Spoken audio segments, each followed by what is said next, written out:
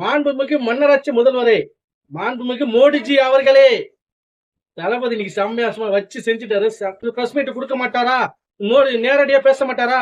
மறைமுகமா பேசிய விஜய், துண்டு பேப்பரோட வச்சு பேசிய விஜய் அப்படின்னு விமர்சனம் செஞ்சவங்க எல்லாத்துக்கும் ஒரு சவுக்கடி கொடுத்துட்டாரு எங்க தளபதி அவர்கள். இன்னைக்கு பேசிய பேச்செல்லாம் ஒரு பிரச்சார பீரங்கி எப்படி வெடிக்குமோ அதே போல எங்க தளபதி அவர்கள் வெடிச்சிருக்கிறாரு. இதுக்கப்புறமாவது பேசுறதுக்கு கொஞ்சமாச்சும் அஞ்ச வேண்டும். நீங்கெல்லாம் தளபதி அவர்கள் சொல்லிருக்காரு பாருங்க, நாட்டில் இருக்கக்கூடிய ஒவ்வொரு குடும்பமும் வாழ்வதற்கு தான் அரசியலை தவிர ஒரே குடும்பம் வாழ்வதற்கு அரசியல் இல்ல அப்படின்னு தலைவர் தெளிவா சொல்லிருக்காரு. பேச பேச கேட்கும் போதெல்லாம், நண்பா உங்களுக்கு எல்லாம் எப்படி இருக்குன்னு நீங்க கமெண்ட் பண்ணி சொல்லுங்க. எனக்கெல்லாம் அப்படியே ரொம்ப உடம்புலாம் பூரிச்சு போச்சு. அந்த அளவுக்கு எனக்கு ரொம்ப சந்தோஷமா இருந்துச்சு. தமிழ்நாட்டின் முதல்வர் அவர்களே, முத்துவேல் கருணாநிதி அவர்களே அப்படின்னு பேரை மட்டும் வீரப்பா சொன்னா போதாது, நாட்டு மக்களுக்கு நல்லது செய்யணும் அப்படின்னு தளபதி அவர்கள் சொன்னாரு பாருங்க.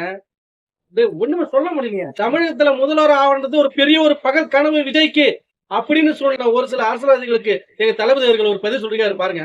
ஆனா போட்டு ஆத்த வேணா தடுக்கலாம், ஆனா இந்த காத்த தடுக்க முடியாதுன்னு சொல்லி தமிழக வெற்றி கழகத்தை பெருமைப்படுத்த வகையில எங்க தளபதி அவர்கள் பேசியிருக்கிறாரு. காற்று, மழை, வெயில், சூறாவளி இப்படி இயற்கையெல்லாம் எப்படி தடுக்க முடியாதோ அதே மாதிரி மக்களுக்காக செயல்படக்கூடிய தமிழக வெற்றி கழகத்தை ஒருபொழுது எவனாலையும் தடுக்க முடியாதுன்னு சொல்லி தளபதி அவர்கள் தெல்ல தெளிவாக சொல்லியிருக்கிறார்.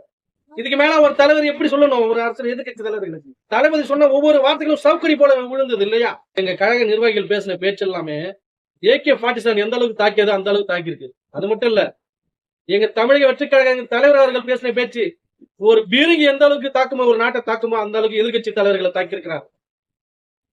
தலைவர் அவர்கள் ஆரம்பத்துல தெரியாம சொல்லிட்டாரு, என்ன நண்பா கதறல் சத்தம் கேட்கிறதான்னு. ஆனா எங்க தளபதி இப்ப பேசின பிறகு அந்த கதறல் சத்தம் கூட கேட்காதுன்னு நினைக்கிறேன். ஏன்னா பீரங்கி போன்று தாக்கி எங்க தளபதி வார்த்தைகள் ஒவ்வொன்றும் அவர்களை பேச விடாமல் வாயெடுத்து போயிருக்கும். தெரியாமல் சொல்லிட்டார் எங்க தளபதி அவர்கள். இனிமே தலைவா, நீ பேசிய பேச்சுக்கெல்லாம் கதறல் சத்தம் கேட்கவே கேட்காது. ஏனால் அந்த அளவுக்கு ஒரு பெரிய தாக்கத்தில் ஏற்படுத்திருக்கிறீர்கள் வார்த்தைகளால். அவங்க என்ன நிலைமையில இருக்காங்கன்னு தெரியல.